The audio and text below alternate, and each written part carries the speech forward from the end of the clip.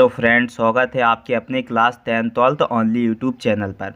तो आज हम बात करने वाले हैं जो प्राचीन भारतीय के इतिहास के काल की कि प्राचीन भारतीय का इतिहास काल किस प्रकार रहा है।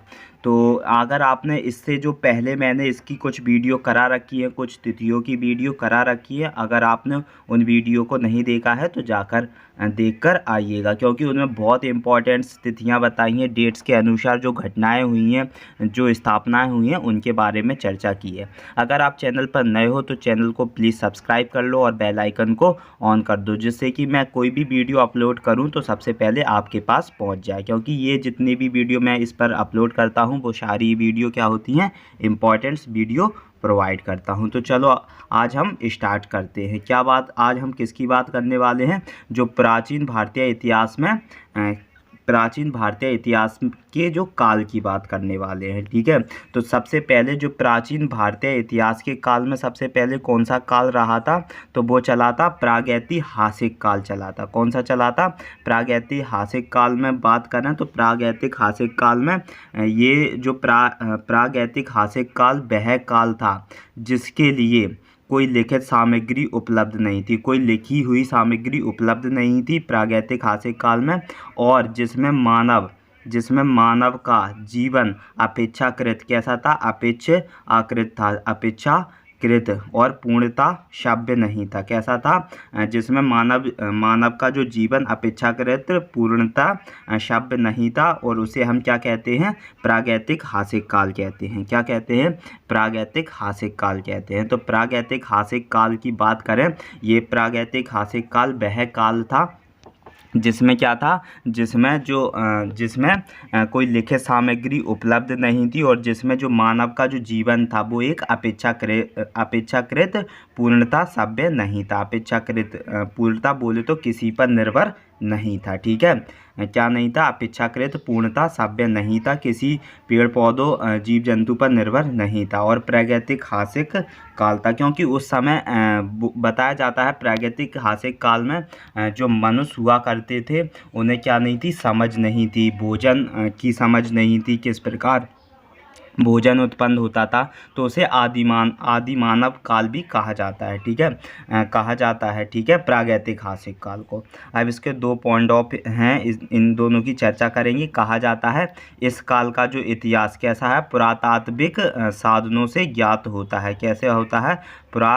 तात्विक साधनों से ज्ञात होता है। और मैं ऐसा नहीं कर रहा, अभी आपको इसका इंट्रोड्यूशंस बोले तो ये प्रस्तावना करवा रहा हूँ। ठीक है, फिर आपको मैं एक एक से एक छोटा छोटा टॉपिक लेके आपको बताऊंगा कि पूरा पाषाण काल क्या था और पुरातात्विक साधनों का ज्ञात क्या होता था। ऐसे करके छोटे छोटे वीडियो प्रोवाइड करता जाऊंगा, क्योंकि अगर आपको मैं एक साथ हर चीज़ बता दूंगा तो वीडियो बड़ा हो जाएगा, और भारत का जो इतिहास रहा है वो एक अखंड इतिहास है, जिससे कि आपको समझने में दिक्कतें होंगी। ठीक है, तो बताया जाता है पहला पॉइंट क्या कहता है कि बताया जाता है भारतीय इतिहास का जो प्रागैतिहासिक काल वो एक ऐतिहासिक और पुरातात्विक साधनों से क्या था? ज्ञात होता है, और इस काल को 3 भागों में विभाजित किया गया है। कहा जाता है जो प्रागैतिहासिक काल को 3 भागों में विभाजित किया जाता है, एक पुरा पाषाण काल, एक मध्य पाषाण काल और एक नव्य पाषाण काल। कैसे में? पुरा पाषाण काल जो आज से अज्ञात काल 8000 ईसा पूर्व पहले। कब? 8000 ईसा पूर्व पहले। ठीक है, अगर आपने जो मैंने स्रोत करवाए हैं वीडियो को, जो वीडियो नंबर फर्स्ट प्रोवाइड की है उसमें मैंने आपको जो भारतीय इतिहास में कुछ विभाजित नियम करवाए हैं, तो आप उन्हें ज़रूर देख के आए हैं। कैसे मैंने डिवाइड किए हैं, जो भारतीय इतिहास को 3 भागों में डिवाइड किया है, एक एक करके मैंने हर किसी का वर्णन उदाहरण सहित करवाया है, तो आप उस वीडियो को ज़रूर देख के आए।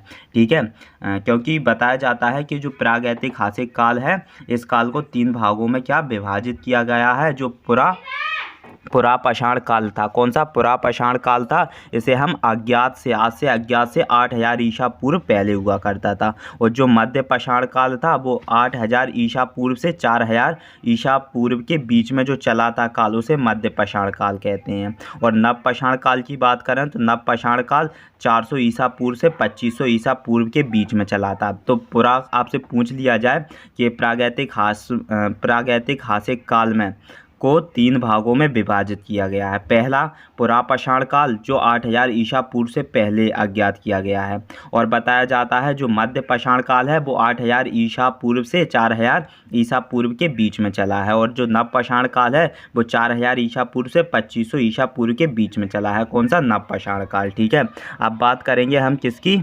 आद्य ऐतिहासिक काल की। किसकी बात करने वाले हैं? आद्य ऐतिहासिक काल की बात करने वाले हैं। तो आद्य ऐतिहासिक काल की बात करें, आद्य ऐतिहासिक काल की, तो इस आद्य इतिहास काल का ऐसा काल है जिसके लिए लेखन कला का प्रमाण तो है, लेखन कला का क्या है? प्रमाण तो है, लेकिन या तो वे अपुष्ट हैं या फिर उनकी गुण लिपि को समझना कठिन है। बताया जाता है या तो वो एक अपुष्ट थे या तो उनकी जो गुण लिपि को समझना एक कठिन है। ये ऐसे काल को क्या कहा जाता है? आद्य इतिहास काल कहा जाता है। कहा जाता है जो आद्य इतिहास काल में ये एक ऐसा इतिहास काल रहा है जिसमें लेखन कला का प्रमाण तो हुआ है, लेकिन इसकी जो कला को समझना एक बताया जाता है समझना बहुत कठिन है, और क्या है? अपुष्ट है। समझना बहुत कठिन है या अपुष्ट है, उसे हम आद्य इतिहास काल कहते हैं। उसे हम क्या कहते हैं? आद्य इतिहास काल कहते हैं। इसके भी 2 पॉइंट ऑफ व्यू हैं।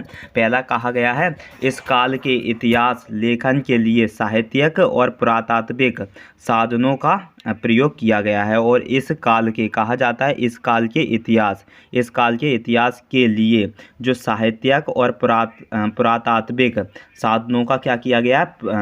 प्रयोग किया गया है। और दूसरा कह रहा है कि इस काल के अंतर्गत 2500 ईसा पूर्व से 600 ईसा पूर्व के मध्य का काल आता है। जो आद्य इतिहास काल बताया गया है कि 2500 ईसा पूर्व से 600 ईसा पूर्व के बीच में जो काल रहा है उसे हम आद्य इतिहास काल कहा जाता है। और मध्य काल आता है, क्या आता है?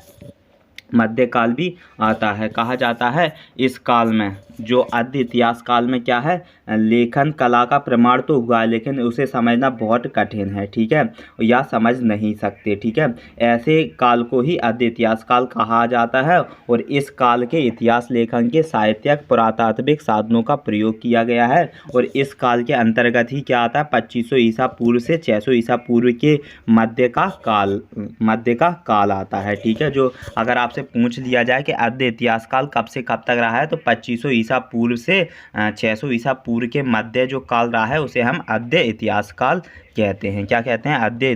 आद्य इतिहास काल कहते हैं। अब बात करेंगे ऐतिहासिक किसकी?